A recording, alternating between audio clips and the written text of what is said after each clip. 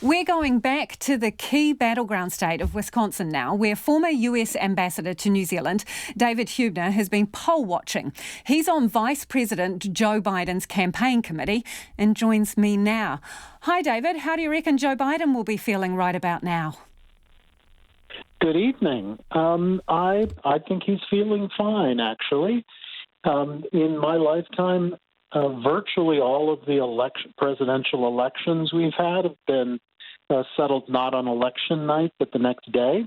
And my understanding is things are falling roughly the way they had anticipated. So I think he's feeling good, but we won't really know what the outcome is until tomorrow. Had you anticipated, I mean, I know you've sort of signalled it there, but had you really anticipated that it could be such a nail-biter? Oh, absolutely. Our presidential elections tend to be close, except in exceptional years. Given the way our system is organized, I wouldn't be surprised if Vice President Biden wins the popular vote by 5 million votes, more than the population of New Zealand. But our people don't select our president. It's the Electoral College, which is heavily weighted towards smaller, less heterogeneous states. And I think those are the environments in which the incumbent has advantages. So Fox News has called Arizona for Joe Biden. How significant is that in your view? I think it's very significant. Arizona is a Republican state.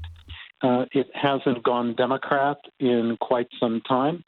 And the Biden campaign has 6 or 7 different pathways to the 270 electoral votes needed to make the vice president the president. And Arizona is a key step along that path.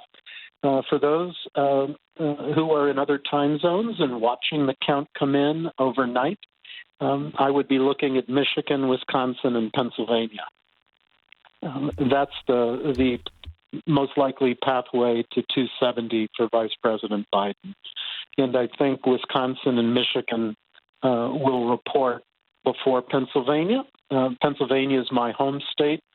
Most Pennsylvanians vote in person, and it's slow counting the absentee ballots that do come in. So I think we won't get any good read on Pennsylvania for another 12 hours.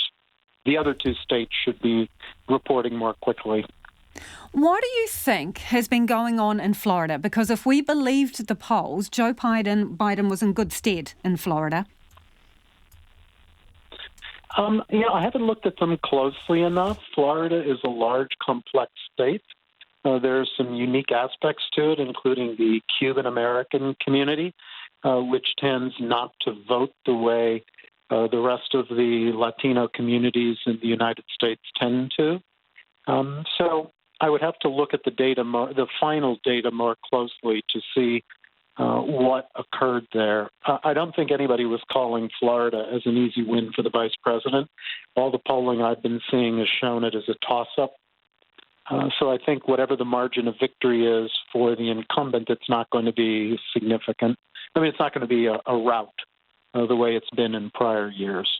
I think the vice president made inroads among retirees and other communities, particularly communities really concerned about COVID and about the current administration's simple surrender to the virus. The decision of the current administration to essentially let it burn through the population is not an attractive option to senior citizens. You are on Joe Biden's campaign committee. Can you tell us a little bit about your strategy in the Rust Belt states? Well, I would be talking out of turn to articulate too much of a strategy. The campaign itself handles that rather than the groups of advisors. I think the basic strategy is to draw a contrast between a candidate like Vice President Biden, who was born into the working class, whose father lost his job when Joe was in high school, and they had to relocate. They were economic refugees from one state to another, and somebody who along the way has suffered great tragedy and through all of that has persisted and developed an amazing empathy and compassion for fellow human beings. And I think the strategy of the campaign is to show the vice president for who and what he is, and to contrast that to the incumbent who was born with a silver spoon in his mouth, has squandered virtually all of the things he inherited, and who demonstrates on a daily basis not only a lack of compassion or understanding of daily life for working Americans, but a cruel indifference to all of that. And I think that's the core strategy. That's why the Biden campaign has framed this race as a contest between two different visions of America, and as an attempt to regain the soul of the country and reestablish rule of law and rule by values, rather than rule by faux strongman. David, while I've been talking to you, Fox News has called Ohio for Donald Trump. What's your reaction to that? Well, that's not a surprise. Ohio tends to be a Republican state. I don't think anybody has been considering it a likely Biden pickup. Again, I would assume that the gap is narrower this year than it was in 2016, but I haven't seen the data yet.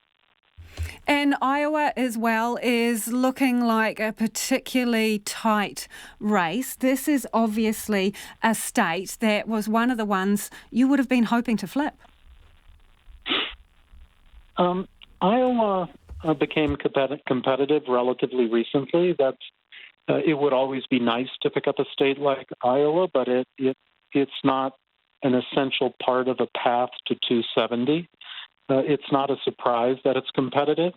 If you've got a president who launches almost randomly an ill-conceived trade war, that trade war is going to hit states like Iowa most hardly.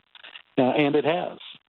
If you look at the numbers of family farms which have gone bankrupt in Iowa, specifically because of the antagonism Trump provoked with that strategy with China, it shouldn't be a surprise that more Iowans are voting for a Democrat than otherwise would have.